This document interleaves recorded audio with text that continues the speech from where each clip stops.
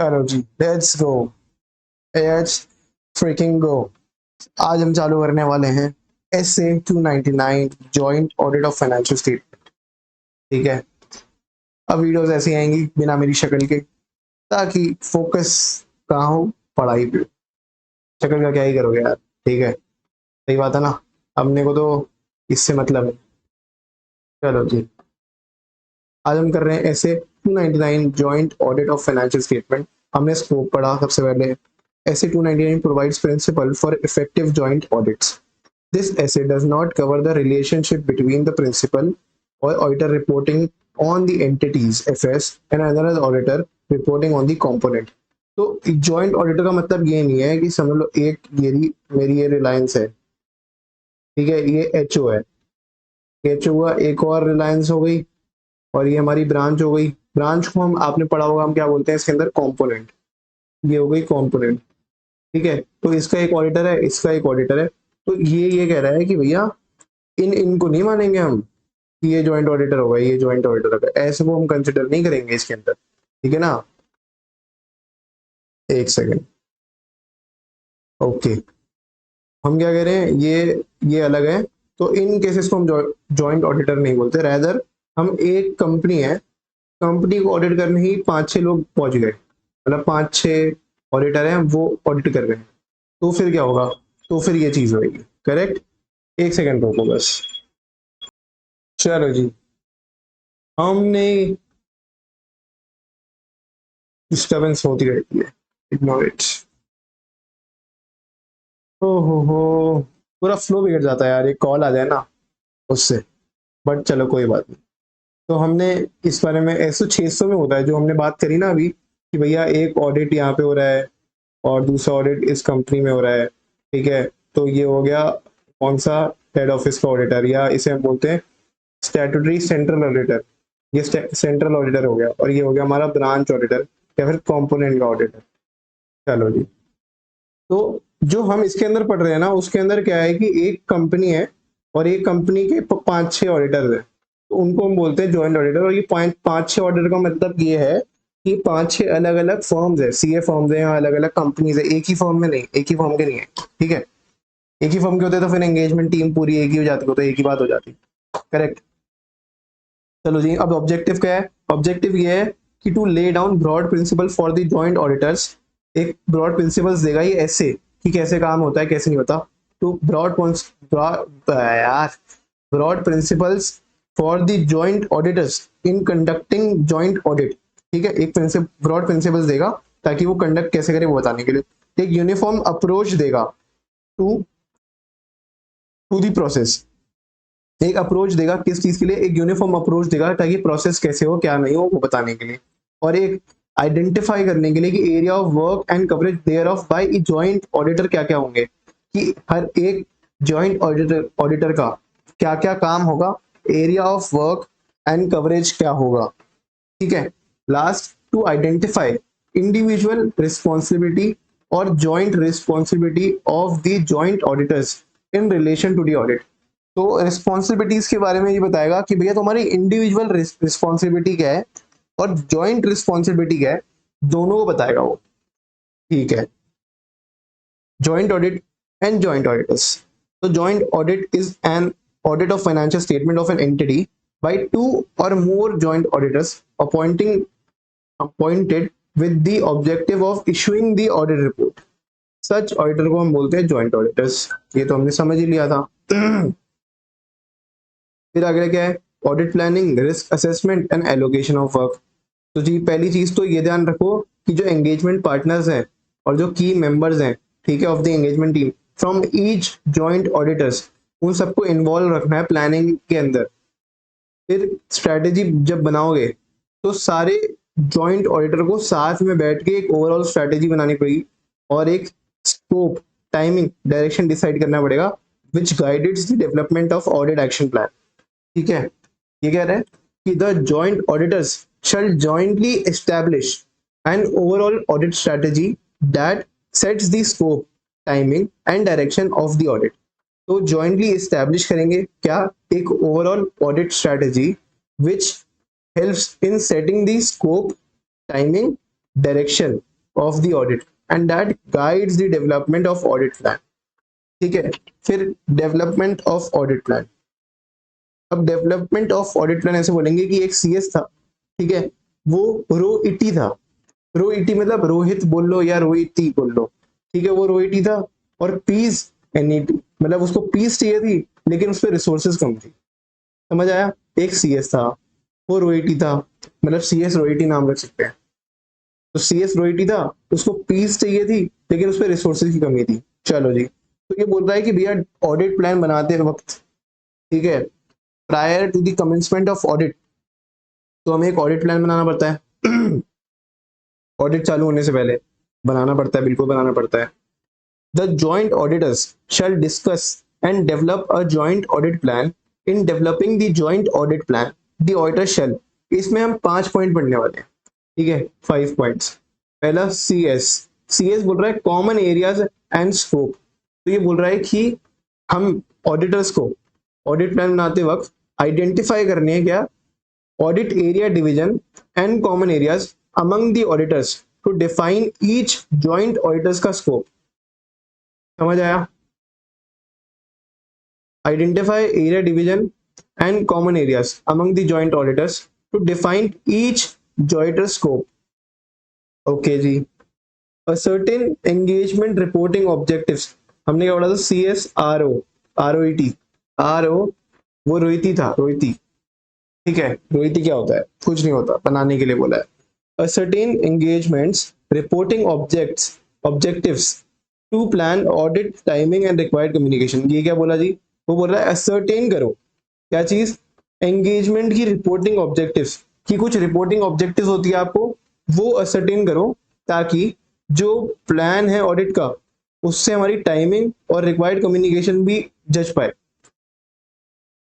ठीक है, वो बोल रहा है ascertain engagements reporting objective, ascertain करो एंगेजमेंट के reporting objectives to plan the audit timing and the required communication, ताकि उससे हमें जो टाइमिंग है वो प्लान कर पाए, और जो हमें किसी किसी के साथ जो कम्युनिकेशन करनी है हम वो भी प्लान कर पाए।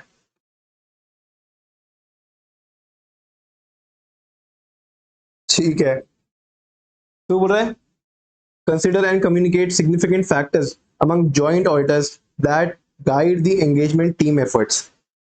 ठीक है, तो ये बोल रहा है कंसिडर करो और कम्युनिकेट करो सिग्निफिकेंट फैक्टर्स। कौन से significant factors? Among the joint auditors, जो हेल्प करते हैं हमें गाइड करने के लिए एंगेजमेंट टीम एफर्ट्स। एथी, ई टी ई, एथी, ठीक है। एथी को हम क्या बोलेंगे? Engagement team effort.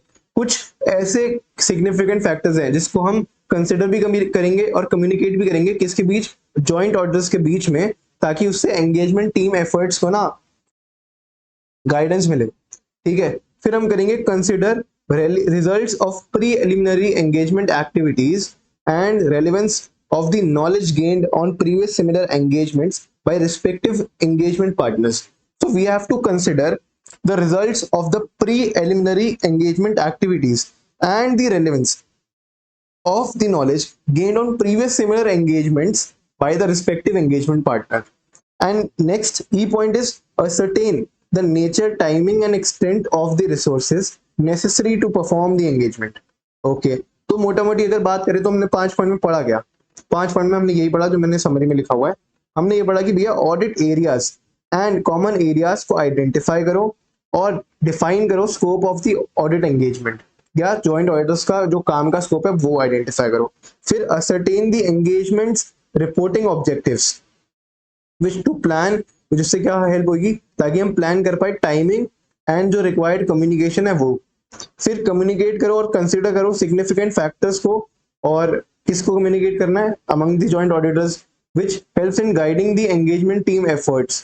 फिर रिजल्ट्स, उस चीज को ध्यान में रखो जो रिजल्ट्स आए तुम्हारे। तो consider results of preliminary engagement and the knowledge gained from the similar engagements by each engagement partner. ठीक है, ascertain the entity of resources to perform the engagement। अच्छे से, चलो जी ये भी हो गया। फिर हम पढ़ रहे हैं assessment of ROM. Each joint auditor should consider, assess and communicate risk of material misstatement to others, document whether risks pertain to overall FS या specific audit area। तो सारे जॉइंट ऑडिटर को ना अपने अपने बेसिस पे एक रिस्क असेस करना चाहिए। तो क्या बोल रहा है, each joint auditor should consider, assess and communicate, किस चीज को, consider, assess, communicate risk of material misstatement, ठीक है, टू अदर्स, वो अदर को बताए, डॉक्यूमेंट, डॉक्यूमेंट भी करना है जहाँ पे वो रिस्क ओवरऑल एफएस को या स्पेसिफिक ऑडिट एरियाज को कर रहा हो, तो डॉक्यूमेंट भी करना। फिर ये बोल रहा है ऑडिटर, ऑडिट प्रोसीजर्स कौन सा लगाएगा auditor, joint auditor should discuss, document and communicate the nature, timing and extent of the audit procedures for common and specific areas to TCWG। वो TCWG को बताएगा ऑडिट प्रोसीजर्स जो वो लगाने वाला है, ठीक है। फिर है engagement and management representation letter, joint auditor should obtain a common engagement letter, एक कॉमन एंगेजमेंट लेटर आता है and a common representation letter, common representation letter. Representation letter क्या होता है कि भैया मैनेजमेंट सामने से लिख के देगा कि मेरी सारी रिस्पॉन्सिबिलिटी क्या है क्या नहीं है। ये बात करिए ऐसे 580 में,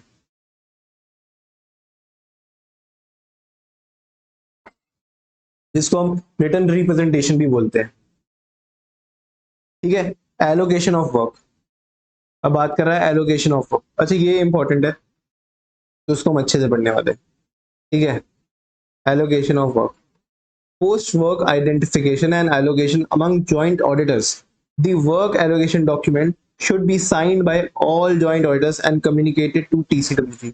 ये बोल रहा है कि post work identification, identification and allocation among the joint auditors होने के बाद the work allocation document should be signed by all the joint auditors and communicated to TCWG। अच्छा एलोकेशन ऑफ वर्क हो गया, हमने ना क्या किया, सारा काम को रिकॉग्नाइज किया, रिकॉग्नाइज करने के बाद हमने उस काम को एलोकेशन भी किया among the joint auditors, then the work allocation document which is prepared now should be signed by all the joint auditors and communicated to the TCWG। What happened, first point again, first we have identified the work among the joint auditors and we have also allocated the work according to the respective effort and competency, ठीक है, सबके basis पे कर दिया। तो हम ये बोल रहे हैं कि post work identification and allocation among the joint auditors, the work allocation document which is prepared by the joint auditors and also signed by the joint auditors, ठीक है, and this should be communicated to the TCWG, ठीक है। This documentation avoids dispute और confusion, वो dispute और confusion बचाता है among the joint auditors about the scope of work, क्योंकि यहाँ पे डिसाइडेड है भैया क्या किसका काम है, तो कन्फ्यूजन से हमें हेल्प करेगा। और communication to the entity avoid dispute और confusion between the joint auditors and entity.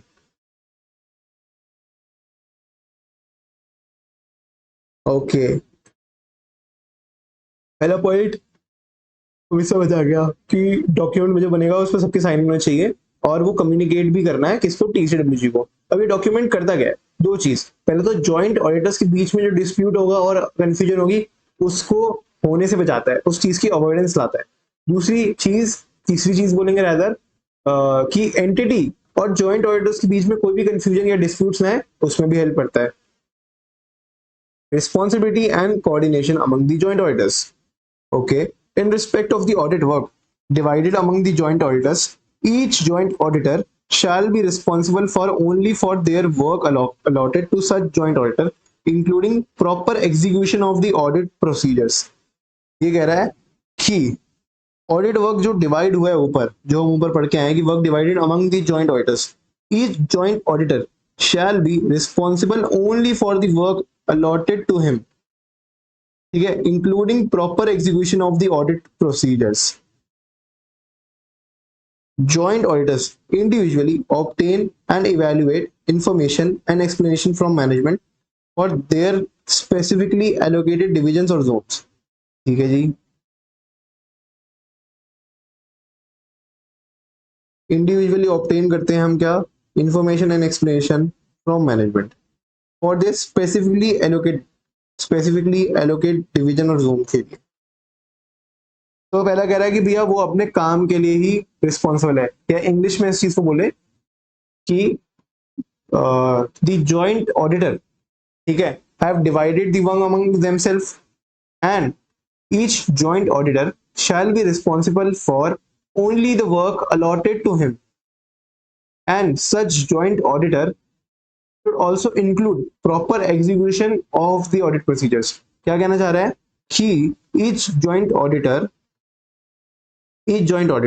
shall be responsible for only for the work allotted to such joint auditor, including proper execution of audit procedures. फिर ये बोल रहा है कि joint auditors जो है वो इंडिविजुअली ऑब्टेन करते हैं और इवैल्यूएट करते हैं information and explanation from the management for their specifically allocated divisions and zones. Each joint auditor determines the audit procedures, nature, timing, and extent for their areas, and individually studies and evaluate their internal control and risk assessment therein.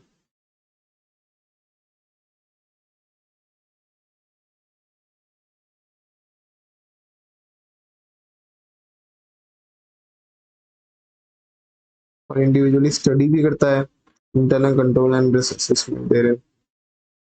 ये तो भाई पूरा पूरा mark ही हो गया देखा जाए तो।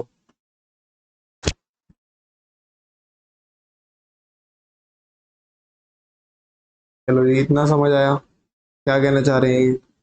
अच्छा मैं अगर ब्राइटनेस कम करता हूँ तो फर्क थोड़ा पड़ेगा ये ना, ये तो फुल ब्राइटनेस में भैया।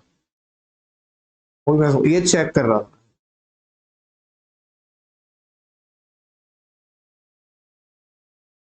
ठीक है तो हमने क्या क्या पढ़ लिया अभी एक बार वो पढ़ ले, मतलब वो समझ ले। हमने पहली चीज पढ़ी डेवलपमेंट ऑफ ऑडिट प्लान, ये तो समझ आ गया। वो बोल रहा है कि भैया पहले ऑडिट स्ट्रैटेजी वगैरह तुमने बना ली, अब ऑडिट प्लान बनाना है। तो ऑडिट प्लान बनाते वक्त ना 5 चीजों का ध्यान रखना है। CS रोहिती, रोहिती बंदे का नाम है, उसको पीस चाहिए थी। ठीक है पीस, लेकिन उसे मिल नहीं पाई क्योंकि उसकी एनिटी ऑफ रिसोर्सेज ना डिसाइडेड नहीं थे। फिर ऊपर हमने बात करी कि assessment of Roman, assessment of Roman के बारे में हमने समझा कि भैया सारे जॉइंट ऑडिटर को अपने अपने बेसिस पे असेस करना चाहिए, कम्युनिकेट करना चाहिए रिस्क, और अगर कोई बढ़िया चीज मिली जो पर्टेन करती है टू ओवरऑल FS तो उसको डॉक्यूमेंट भी कर लेना चाहिए। फिर एंगेजमेंट और मैनेजमेंट रिप्रेजेंटेशन लेटर के बारे में बात हुई कि एक ही मिलेगा, कॉमन मिलता है, इसमें इंडिविजुअल कुछ नहीं मिलता, इसमें कॉमन एंगेजमेंट लेटर और कॉमन मैनेजमेंट रिप्रेजेंटेशन लेटर मिलता है।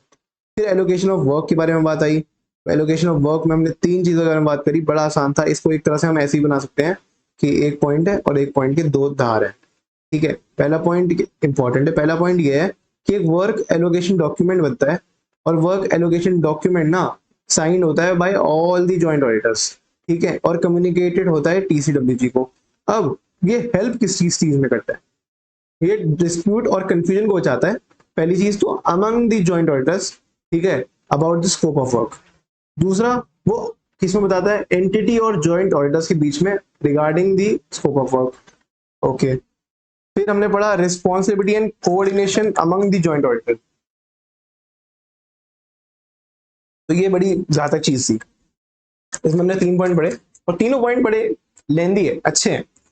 पहला पॉइंट ये बोलता है कि भैया जब वर्क आपने डिवाइड हुआ है ना तो each joint auditor shall be responsible only for the work allotted to him, including for the proper execution of audit procedure.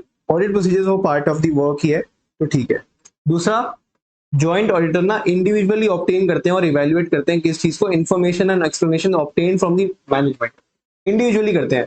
फिर उसके बाद मतलब obtain for from the management regarding their specifically allocated areas.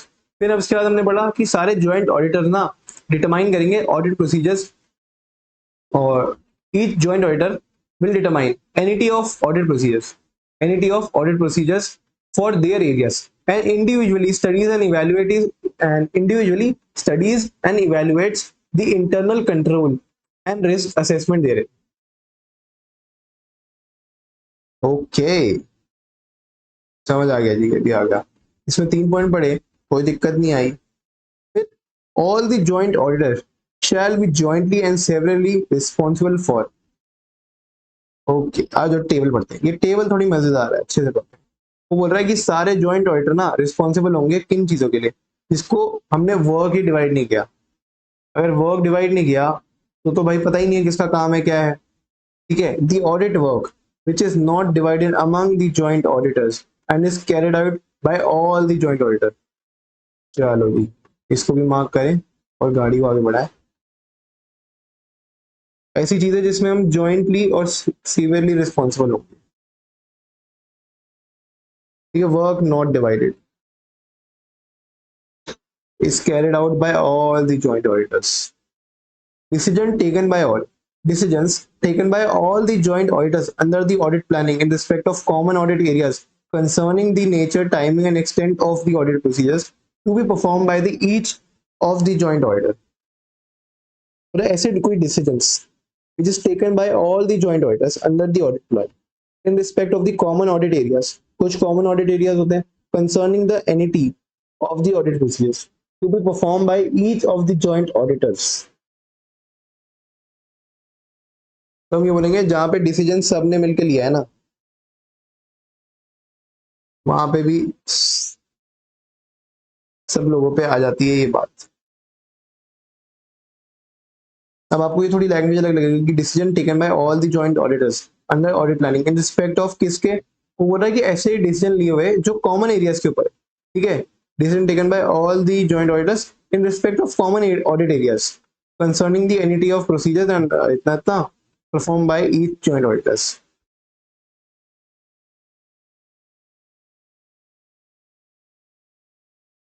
Matters to notice. Matters which are brought to the notice of the joint auditors by any of them and on which there is an agreement among the joint auditors.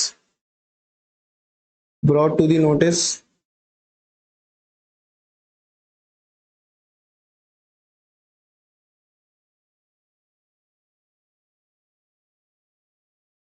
by one of them.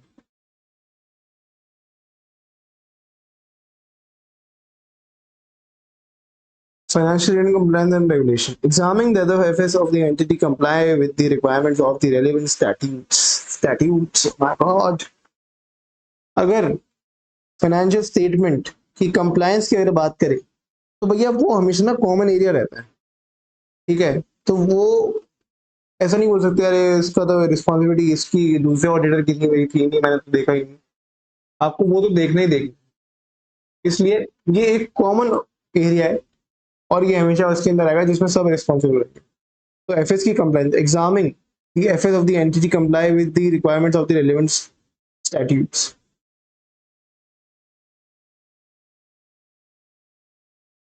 Presentation and disclosure of AFRS. Presentation and disclosure of financial statement as required by the AFRF, वो भी ध्यान में रखना है। ये कुछ common audit areas हैं। फिर air complies with the LRSA ICF announcement. Okay, ensuring that the audit report complies with the requirements of the relevant statutes, the applicable essays, and the other relevant pronouncements issued by the ICF. उसको वो चीज़ का भी ध्यान रखना है। तो हम एक तरह से ये कह सकते हैं कि जो लास्ट है, audit report complies with the law and regulation, SAs और प्रोनाउंसमेंट, तो ये कॉमन ऑडिट एरियाज हैं। एक तरह से हम ये बोलेंगे ये जो है ये कॉमन ऑडिट एरियाज हैं, ठीक है। और ये 3 एक्सेप्शन हैं जिसके बारे में हमने नया पढ़ा। तो पहला बोल रहा है कि work not divided by the auditor and is carried out by all the joint auditors, उसके लिए सब रिस्पॉन्सिबल होंगे। दूसरा, decision taken by all, decision taken by all in respect of क्या, common audit areas, common audit areas की regarding the entity of the audit procedures, जो अपना अपना खुद सेपरेट परफॉर्म होगा उस पर भी सब रिलाई करेंगे, मतलब सबकी रिस्पॉन्सिबिलिटी होगी। Matters brought to the notice of the joint auditors by any one of them and on which there is an agreement among the joint auditors. FS की कंप्लायंस के ऊपर प्रेजेंटेशन एंड डिस्क्लोजर है कि नहीं है in respect of the applicable required framework, और audit report complies with the requirements of the relevant essays, relevant statutes और ICF pronouncements.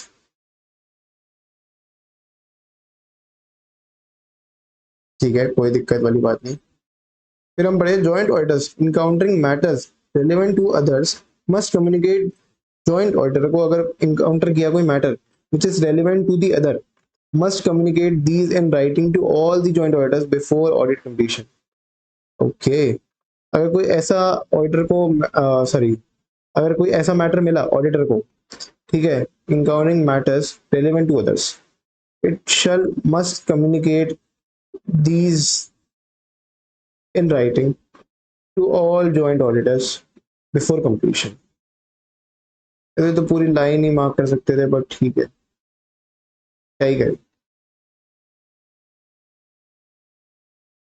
Audit conclusion and reporting क्या कह रहा है? Joint auditors are expected to issue joint auditors are expected to issue a common audit report. एक common audit report मिलेगी, ये बड़ा important है, इसको हम लिख के भी कर सकते हैं अच्छे से। ठीक है, हम पढ़ लेते हैं फिर लिखेंगे बढ़िया तरीके से। Joint auditor are expected to issue common audit report. ठीक है, in case of disagreement the auditors can issue a separate audit report. कोई दिक्कत नहीं है, अगर डिसएग्रीमेंट है तो सेपरेट कर दो। तो the joint audit is not bounded by the views of the majority of the joint auditor. यहाँ पे मेजॉरिटी नहीं चलेगी, and it is not bounded by the views of the majority of joint auditors regarding the opinion और matters to be covered in the audit report, and he can express an opinion formed by the said joint auditor in a separate audit report in case of disagreement.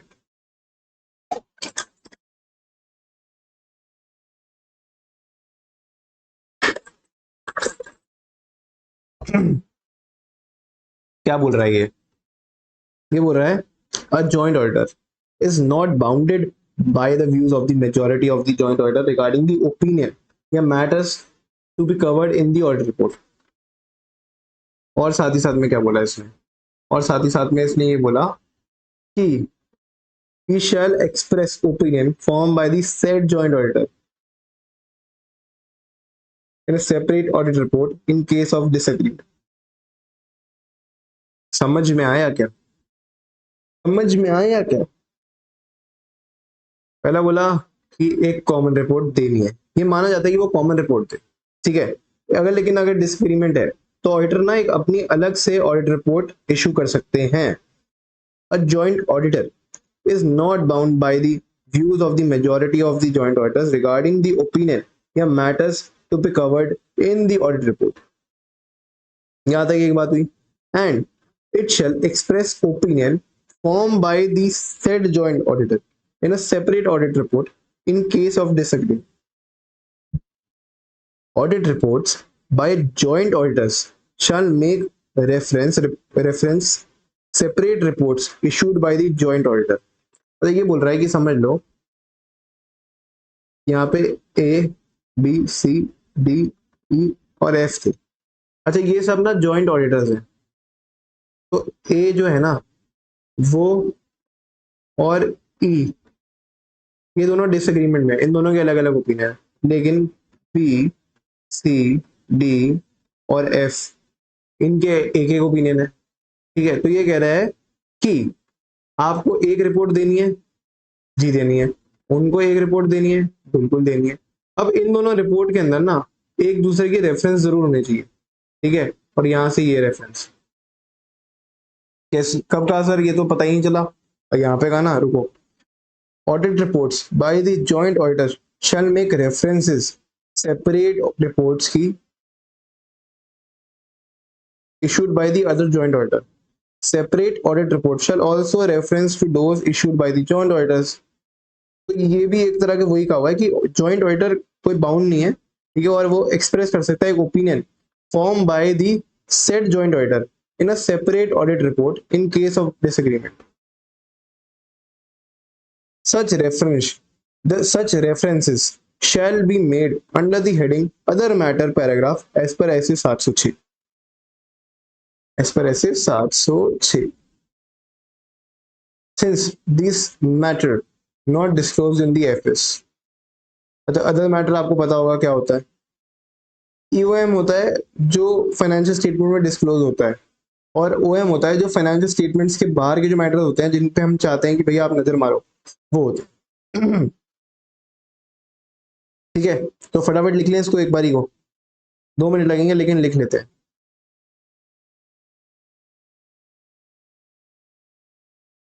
क्या कहना चाह रहा है ये कहना चाह रहा है कि एक्सपेक्टेड किया जाता है उनसे, एक्सपेक्टेड टू इशू क्या चीज, एक्सपेक्टेड क्या है इनसे, कॉमन ऑडिट रिपोर्ट।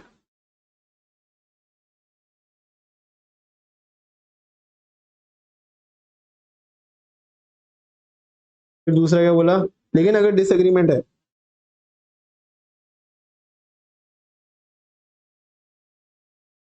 अगर डिसएग्रीमेंट है,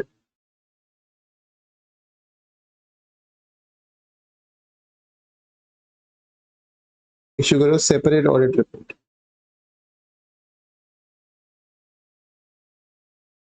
ठीक है,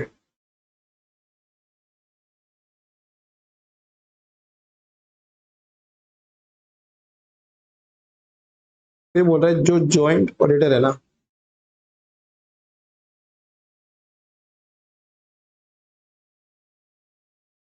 not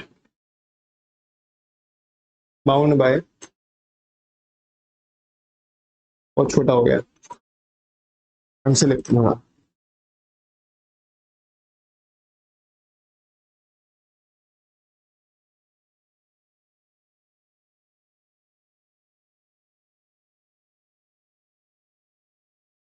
views of majority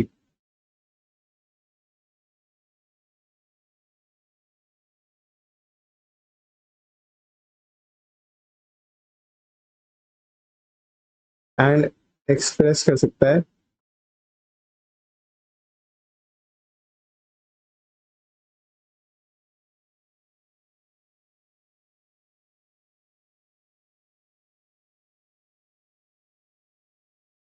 separate report.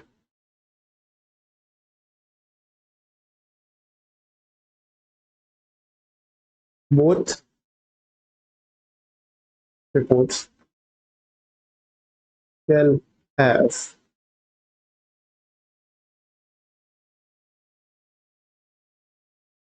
of other reports.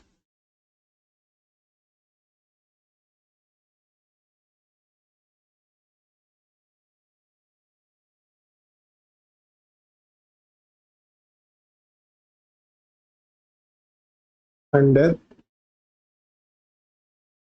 OM paragraph।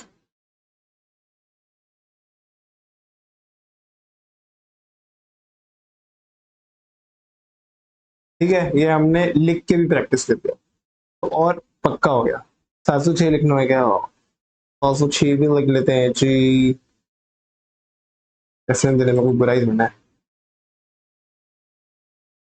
अब एक लास्ट पॉइंट या सेकंड लास्ट पॉइंट बोल लो, work of the joint auditor.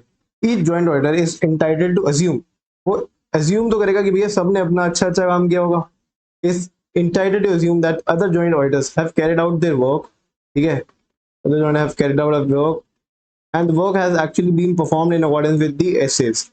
तो अदर ऑडिटर अज्यूम करेगा, क्या चीज अज्यूम करेगा, कि हमने उन्होंने कैरिड आउट करा है अपना वर्क का पार्ट ना, अपना जो पार्ट है ऑफ द ऑडिट वर्क वो उन्होंने ढंग से किया है, एंड वर्क एक्चुअली परफॉर्म्ड हुआ है in according with the essays.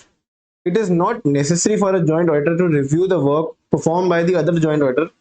ठीक है, और perform any test in order to ascertain whether the work has actually been performed or not।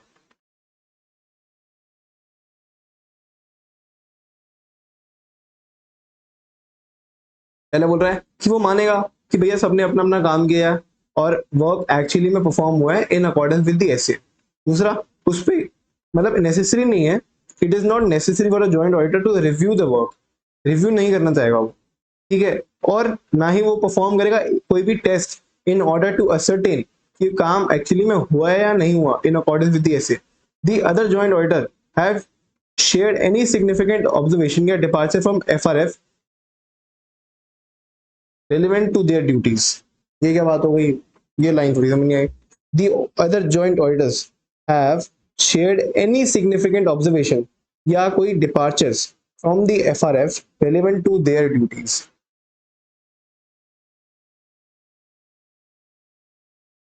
Before finalizing the audit report, the joint auditors should discuss and share respective। अच्छा, मेरे को सब समझ आया, लेकिन ये सेकंड लास्ट पॉइंट में ना थोड़ा दिमाग समझ नहीं आया। वो बोल रहा है दी अदर जॉइंट ऑडिटर्स, वो मानेगा कि भैया सारे जॉइंट ऑडिटर जो हैं उन्होंने अपना अपना सिग्निफिकेंट ऑब्जर्वेशन या डिपार्चर फ्रॉम एफआरएफ ना, FRF relevant to their duties.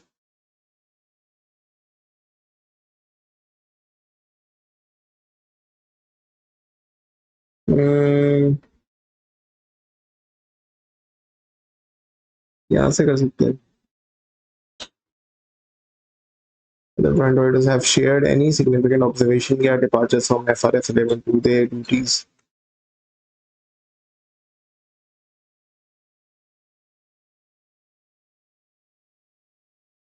ठीक है, 4 पॉइंट क्या हुए? पहली चीज तो अज्यूम करेगा भैया काम हुआ है और तरीके से हुआ है, ठीक है। दूसरी चीज, वो उसको कोई जरूरत नहीं है जो उसने अज्यूम करा वो चीज को चेक करने के लिए, तो ना तो वो रिव्यू करेगा वर्क को, ना तो वो परफॉर्म करेगा कोई भी test in order to ascertain whether the work has been actually performed or not. फिर तीसरा, the other joint auditors have shared any significant observation या departure from FRF relevant to their authority. वो मान के चलेगा अगर कोई भी सिग्निफिकेंट ऑब्जर्वेशन आई थी या फिर एफआरएफ से कोई डिपार्चर था तो वो शेयर किया गया होगा उन सबको, ठीक है। Last, before finalising the audit report the joint auditor should discuss and share their respective conclusion with each other. तो वो भी है, तो ये भी पल्ले पड़ा। इसको हम लिख लेते हैं थर्ड पॉइंट को थोड़ा सा अपनी भाषा में, ताकि यार ये बाद में ये दिक्कत ना हो, क्योंकि अभी भी एक बारी में समझ आने को थोड़ी दिक्कत हुई थी।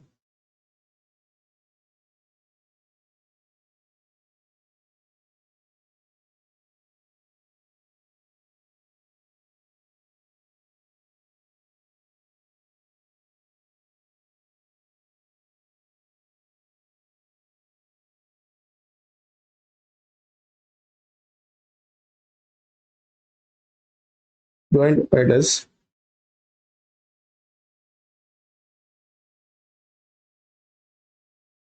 मान के चलेगा, क्या मान के चलेगा कि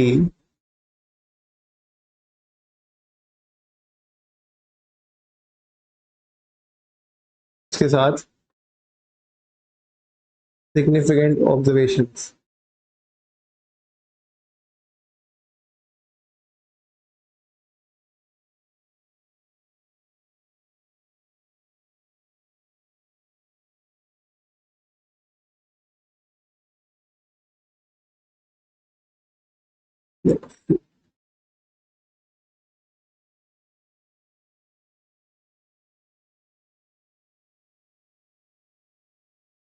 यस, दैट्स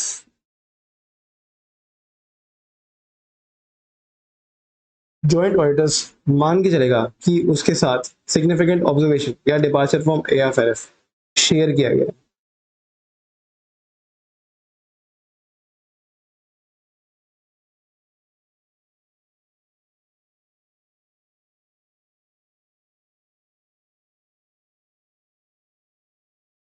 इसको हम कैसे लिखें? शेयर किया गया है, छोड़ो नहीं लिखते।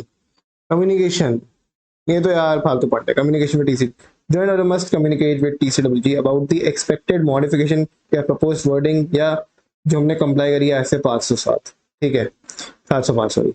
The joint auditor should also communicate any expected emphases of the matter या फिर other matter paragraph and their proposed wording to TCW ensuring the compliance of SS 706।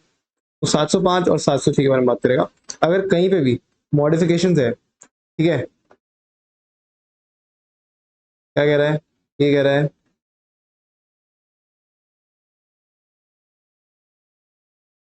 Modifications या ओएम या ईओएम है,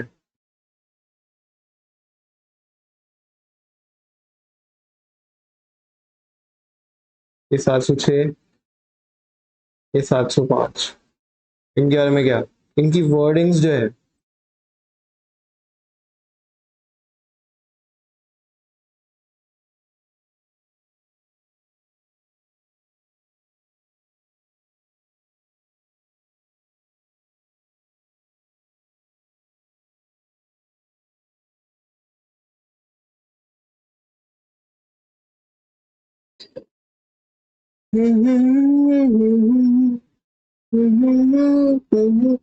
तो बस ऊपर ऊपर टॉपिक पढ़ लेते हैं कि भैया हमने 299 में पढ़ा। 299 में हमने क्या पढ़ा?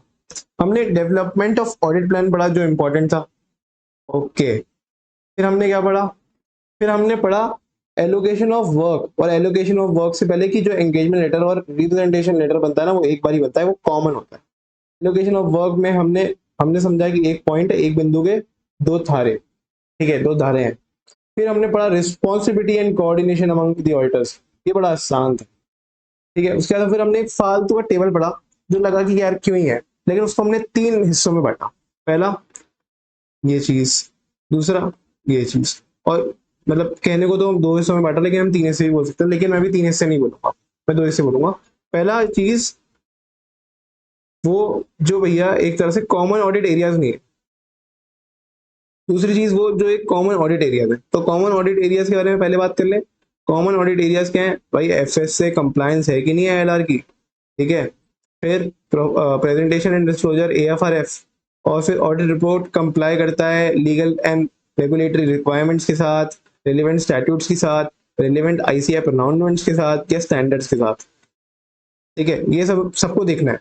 अगर वर्क कहीं पे भी डिवाइड नहीं है या कोई ऐसा डिसीजन लिया गया है सबके मंजूरी के साथ किसके ऊपर, ऑडिट प्रोसीजर्स परफॉर्म करने के लिए कॉमन ऑडिट एरियाज में, या फिर मैटर नोटिस में लेके आए कोई अदर ऑडिटर कि भैया इसमें यार ये तो गड़बड़ लग रही है, कहीं देख लो कोई तुम्हारी साइड में भी गड़बड़ ना हो, तो उसमें सब ना रिस्पॉन्सिबल होंगे, सिवियरली रिस्पॉन्सिबल होंगे।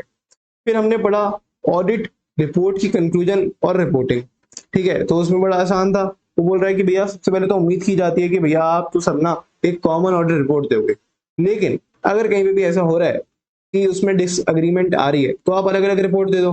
फिर उसको एक्सप्लेन करते हुए थोड़ा यही बोला कि भैया आप कहीं पे भी बाउंड नहीं हो by the views of other majority joint auditors, और आप एक्सप्रेस कर सकते हो अपना opinion in a separate report, लेकिन बोथ रिपोर्ट ना, मतलब audit report by the joint auditors और audit report separate audit report shall also include the reference of issued by the joint auditors. समझ आया, मतलब दोनों रिपोर्ट को एक दूसरे की रेफरेंस चाहिए होंगी, ठीक है, और ये रेफरेंस किधर देनी है, ओएम पैराग्राफ में, ओके। फिर हमने पढ़ा क्या चीज, work of other joint auditors. अब बाकी दूसरे लोगों का काम के बारे में बात कर रहे हैं भाई, दूसरे लोगों के काम के बारे में ये बोलते हैं कि भैया जॉइंट ऑडिटर ना तो हमेशा यही मान के चलेगा कि सबका काम ना बराबर हुआ है और अच्छी तरह से हुआ है और एक्चुअली में हुआ है इन अकॉर्डेंस विद द एसे। फिर ना तो वो इस चीज को रिव्यू करेगा, ना तो परफॉर्म करेगा कोई भी test in order to ascertain कि काम कि काम सही में हुआ है या नहीं हुआ। लास्ट या सेकेंड लास्ट बोलो, दी जॉइंट ऑडिटर हैव अज्यूम कि सब ने बाकी joint auditor have shared any significant observations या फिर डिपार्चर फ्रॉम एफआरएफ अगर कोई है, ठीक है। Before finalising the audit report the joint auditor should discuss and share their respective conclusion. तो बिफोर ऑडिट रिपोर्ट फाइनलाइज होती है उससे पहले सबको एक दूसरे के साथ अपने कंक्लूजन जो फाइंडिंग्स है वो शेयर करने चाहिए और डिस्कस करने चाहिए। कम्युनिकेशन में बोलता है कि अगर मॉडिफिकेशन है या ईओएम है, ठीक है, तो उसकी वर्डिंग जरूर कम्युनिकेट कर दो कि भैया हम ऐसे ऐसे लिखने वाले, बस खत्म। और एक एमसीक्यू करें फटाक से।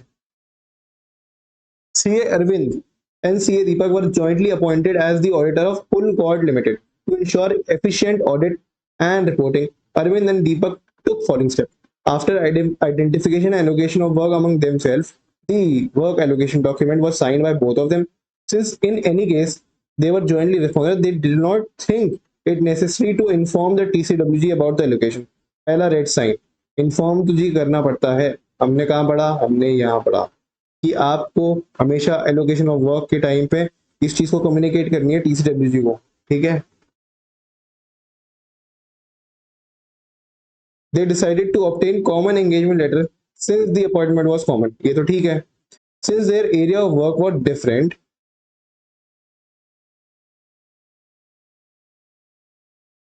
अच्छा 1 2 3 भी है क्या, 1 2 3 तो दे ही नहीं सकता, चलो हम इसको मान लेते हैं कि ये 1 है, ये 2 है और ये 3 है, ठीक है, इसको मान लेते हैं जी। ये फर्स्ट स्टेटमेंट है, ओहो, ये सेकंड स्टेटमेंट है, ये थर्ड स्टेटमेंट है, तो फर्स्ट तो गलत है ही। फिर हमने कहा since the area of work was different, please decided to obtain separate management representation letter so as to not mix up the matters. ओहो, यहाँ फंस गए। तो which of above were not correct in the view of SA 299। तो first तो सही है, क्या बोला, फर्स्ट तो गलत है, सेकंड सही है, थर्ड भी गलत है। तो फर्स्ट और थर्ड देख लो, फर्स्ट और थर्ड बी, तो भैया बी पार्ट एमसीक्यू। ठीक है, ओके, इसी बात पे खत्म होती है हमारी वीडियो। ऐसे 299 हमने कवर कर लिया, और थोड़ा सा ये समझ लो स्लीपी स्लीपी मूड में था, तो आवाज में तुम्हें दिख सकता होगा कि हाँ हल्कापन, बाकी कोई दिक्कत नहीं है, इसको खुद से पढ़ो, अच्छे से पढ़ो, तो सब हो जाएगा। अगला हम कवर करने वाले हैं, अगर 402 पढ़ना चाहें तो हम 402 भी पढ़ सकते हैं, लेकिन वो थोड़ा अटपटा है, तो मेरे हिसाब से मैं ये सोच रहा हूँ कि देखो 260 हमारा रहता है, 250 हमने कर लिया था, तो मैं सोचा हम 260 पढ़ लेते हैं। ठीक है, नहीं तो हम बाकी चीज भी कर सकते हैं, कोई फिक्स नहीं है भैया, मूड के हिसाब से करेंगे। चलो जी, फटाफट मिलते हैं हम नेक्स्ट वीडियो में। Till then keep learning, keep exploring, and मिलते हैं नेक्स्ट वीडियो में। Okay, bye bye.